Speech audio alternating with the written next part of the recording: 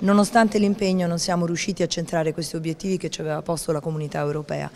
Io ritengo che sia importante cambiare la mentalità delle persone, non bastano i divieti. 2018 anno nero per gli incidenti sulle strade del Veneto, in controtendenza con i dati nazionali. Crescono gli incidenti e aumentano le persone che hanno perso la vita sulle strade, da 301 a 311, il 3,3% in più.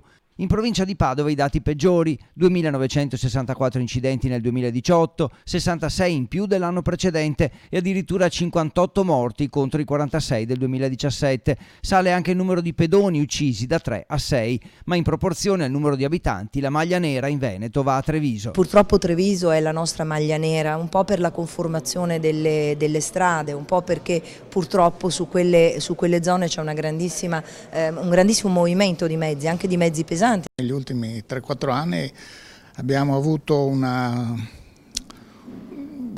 si è fermata la discesa degli incidenti e dei morti. Sarebbe interessante capire perché, ecco, se riusciamo a scendere sotto questo livello ancora nei prossimi anni.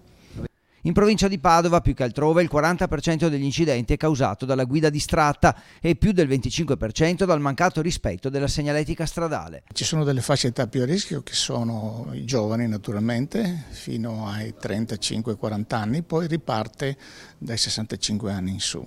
Come si può pensare che il nostro cervello riesca a percepire tutti i pericoli che ci sono sulla strada, ad adeguare la propria condotta, se sono fortemente distratto nemmeno solo da una telefonata che già distrae tantissimo, ma addirittura dal scrivere messaggi, da chattare tranquillamente? Possibile che la nostra vita valga meno di un messaggio su una chat? E se è vero che la distrazione è la prima causa di incidenti, è altrettanto vero che la gran parte dei sinistri, anche mortali, si verificano sempre lungo le stesse strade. Nel Padovano, infatti, la statale 16 Adriatica, la Padana Inferiore, la Valsugana, la Padana Superiore e la Piovese, che rappresentano, insieme ai tratti autostradali, le direttive della rete stradale principale. Quanto alle patenti, nel 2018 solo a Padova la prefettura ne ha sospese 1.500, 900 per abuso di alcol, 120 per droga e ne ha revocate 195, in aumento del 9% i casi di conducenti sotto l'effetto di sostanze stupefacenti.